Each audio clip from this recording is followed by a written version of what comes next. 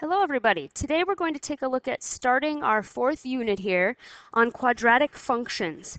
When we work with quadratic functions, we did a little work on these in Algebra 1. When we work with quadratic functions, one of the skills that we're going to need is this idea of factoring. And so we're going to take a few days here and just kind of review all the ways that you learned how to factor back in Algebra 1. So you need something to write with, as well as that foldable that we started in class. And you're going to take your notes in here and we're going to add it into your notebook. So before we get into factoring, don't write this part down. We need to take a trip down memory lane again and remember what it means to multiply. This right here means we're going to multiply these two terms times these two terms.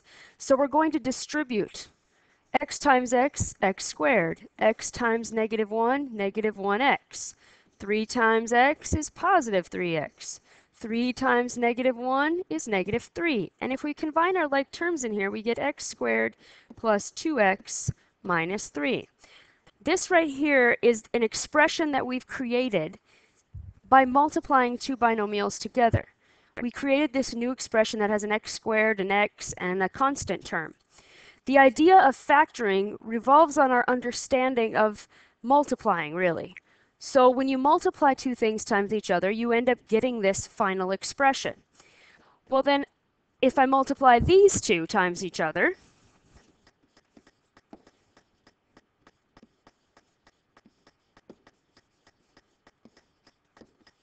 you can see that once again, I get a final expression here that has an x squared term, my x terms canceled out, and I had a negative 9 as my constant.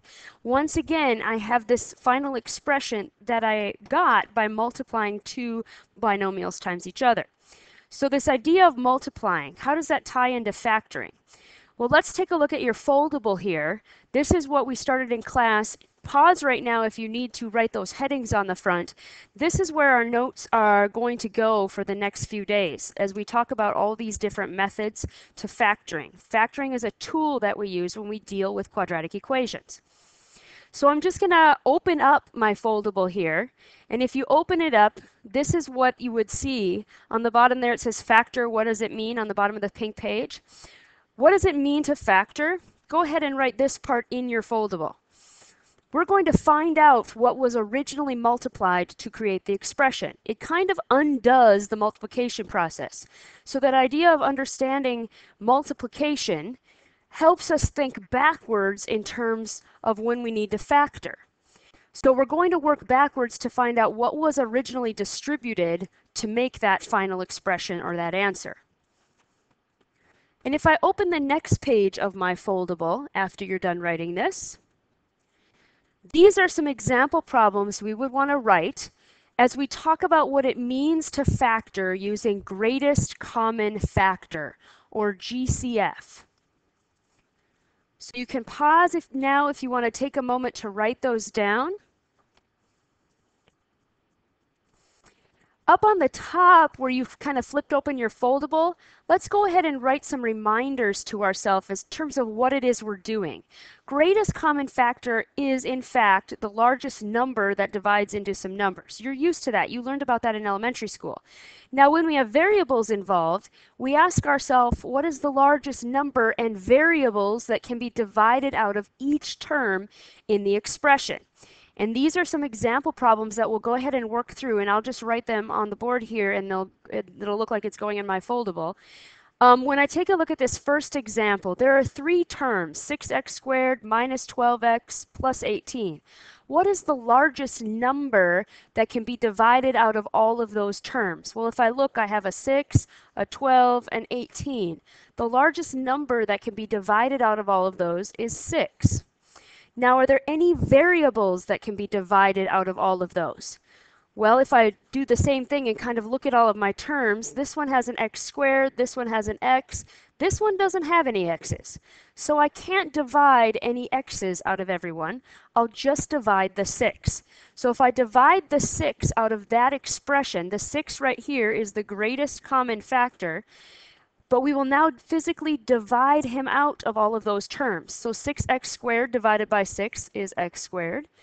The negative 12x divided by the 6 is a negative 2x. And the 18 divided by the 6 is 3. What we're doing here is we're factoring. The 6 is the greatest common factor that can be divided out.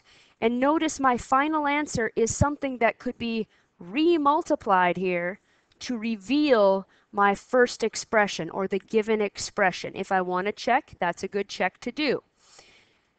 Let's try the second one here. 14x to the fourth minus 7x. What's the largest number I can divide out of both of those terms? 7. How about x's? Well, the first term has an x to the fourth. That means he has 4 x's, x times x times x times x. And this one has an x. So I could divide an x out of both terms. Now I'm going to do that. I'm going to divide 7 and an x from each term. So 14 divided by 7 is 2. X to the fourth, dividing an x out, leaves me with x to the third. Minus 7 divided by 7 is 1. An x divided by the x we're taking out leaves me with no x's there on that last term. So this is my final answer. It is in factored form. Example 3, 28, 16, 8. What's the largest number that can be divided out of all of those? 4. Now let's look at our variables. That's an x squared, an x to the fifth, and another x, or a y squared actually. Let's look at the x's only first. X squared, x to the fifth, and an x. The largest amount of x's I can take from all of them is just 1x. I have a y, and a y squared. So I'm going to factor out a y. Now I'm going to divide all of those terms by that thing that I factored out, by the greatest common factor. 28 divided by 4 is 7. X squared, taking an x out, leaves me with an x. Y, I took it out, so I don't write it. Plus 16 divided by 4, 4. X to the fifth, but I took one out, so it's x to the fourth. Y, I took it out, so I don't have any left. 8 divided by 4 is 2. X, I divided an x out, so I don't have any left. There was a y squared, but I divided only one y out, so y is left. This is in factored form. That is greatest common factor method to factoring, looking and seeing is there a large number or variables that I can divide out of everyone. Now let's go ahead and turn the page into another type of factoring. This is called factor by grouping. When you factor by grouping, you do a different sort of setup. And the problem with, GCF or greatest common factor is that sometimes when you look through all of these terms, there isn't a greatest common factor that you can divide out of everything. So what factor by grouping does is we're going to use 4 squares to organize the terms and then factor out a greatest common factor from each row or column. Go ahead and take a minute and write those things in your foldable, and then we'll work through these examples. So it says I'm going to use 4 squares to organize the terms and then factor out a greatest common factor. Since I can't take anything out of each one of these that's consistent all the way through, I can't divide them all by 2, I can't take an x out of all of them. What I then can do is organize them in a 4 square sort of setup. Some of you may have learned this way in Algebra 1, but I'm not 100% sure how many. And these 4 terms get written in the 4 boxes that I drew on the paper. And now I go ahead and I take out a greatest common factor from each row and column. That means looking at just these 2 as a row, what's the greatest amount of numbers or terms that I can divide out of each of them? A 2 can divide out of a 2 and a 4, and I can also divide out an x squared. Looking at these 2 as a row, what can I divide out of those 2? Well, they both don't divide by 2, and they both don't have x's. So the largest thing I can divide out of them is a 1. And now I do the same thing for the columns. What about these 2 as a column? What's the largest thing I can divide out of 2x to the third and an x? I can divide an x out of both of them. What about 4x squared and 2? I can divide a 2 out of both of them. So these things that are written on the outside of the boxes are the factors. So my final answer would be x plus 2, those are the 2 things written up here, and 2x squared plus 1. the terms written on the side. These are the two things that were distributed, if you will, to multiply to create my given expression that I started with. If you want to check, you sure can go ahead and multiply those to make sure that we factored it correctly. Let's take a look at the second one.